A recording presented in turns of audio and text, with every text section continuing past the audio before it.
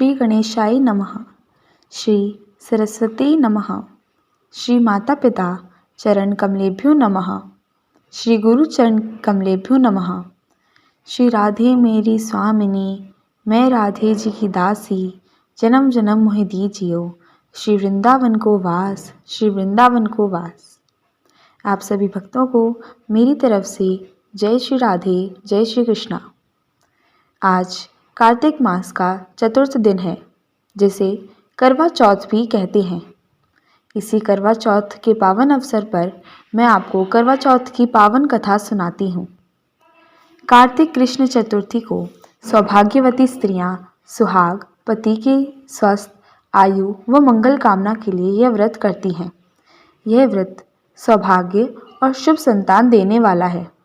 कार्तिक मास के कृष्ण पक्ष में चंद्रोदय व्यापिनी चतुर्थी को यह व्रत किया जाता है। इस व्रत को रखने वाली स्त्रियों को प्रातःकाल शौच आदि के बाद आचमन करके पति, पुत्र, पौत्र तथा सुख सौभाग्य की इच्छा का संकल्प लेकर यह करना चाहिए। इस व्रत में शिव, पार्वती, स्वामी कार्तिकेय, गणेश तथा चंद्रमा का पूजन करना चाहिए।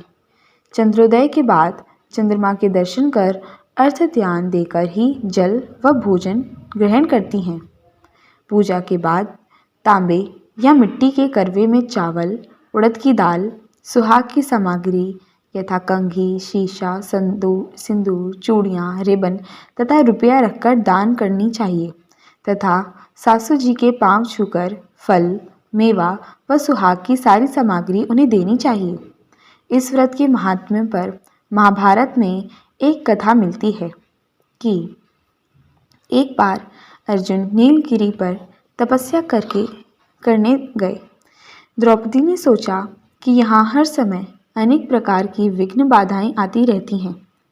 उनके शमन के लिए अर्जुन तो यहाँ है नहीं, अतः कोई उपाय करना चाहिए। उन्होंने भगवान श्री कृष्ण का ध्यान किया। भगवान वहाँ उपस्थित हुए तो द्रौपदी ने अपने कष्टों के निवारण हेतु कुछ उपाय बताने को कहा। तो श्री कृष्ण बोले, एक बार पार्वती जी ने भी शिव जी से यही प्रश्न किया था। तो उन्होंने कहा कि करवा चौथ का व्रत गृहस्थी में आने वाली छोटी मोटी विघ्न बाधाओं को दूर करने वाला है, पित्त प्रकोप को भी समाप्त करता है। श्री कृष्ण द्रौपदी से कहते हैं कि प्राचीन काल में एक धर्मपरायण ब्राह्मण के 7 पुत्र तथा 1 पुत्री थी। बड़ी होने पर उसका विवाह किया गया। करक चतुर्थी को कन्या ने करवा चौथ का व्रत रखा। 7 भाइयों की लाडली बहन को चंद्रोदय से पहले भूख सताने लगी। उसका फूल सा चेहरा मुरझा गया। भाइयों के लिए बहन की यह वेदना असहाय थी। वह कुछ उपाय सोचने लगे। पहले तो उन्होंने बहन से चंद्रोदय से पहले ही भोजन करने को कहा, पर बहन न मानी तो भाइयों ने स्नेहवश पीपल की आड़ में प्रकाश करके बहन से कहा, देखो चंद्रोदय हो गया, उठो अर्घ्य देकर भोजन करो। बहन उठी, चंद्रमा को अर्घ्य देकर भोजन कर लिया। भोजन करते ही उसका पति मर गया। वह रोने चिल्लाने लगी। देवयोग से इंद्राणी देवदासियों के साथ वहां से जा रही थी। रोने की आवाज़ सुनकर वे वहां गईं और रोने का कारण पूछा। ब्राह्मण कन्या ने सब हाल कह सुनाया तो इंद्राणी बोली कि तुमने करवा चौथ के व्रत में चंद्रोदय से पूर्व ही अन्न जल ग्रहण कर लिया है, इसी से तुम्हारे पति की मृत्यु हुई है।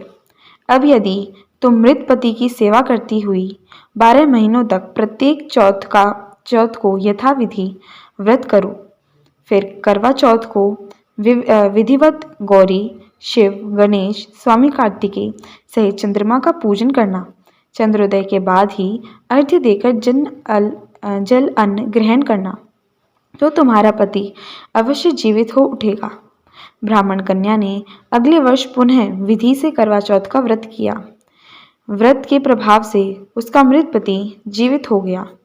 इसी प्रकार कथा कहकर श्री कृष्ण द्रौपदी से बोले, यदि तुम भी इसी प्रकार विधि से इस व्रत को करोगी तो तुम्हारे सब दुख दूर हो जाएंगे, सुख सौभाग्य धन धान्य में वृद्धि होगी।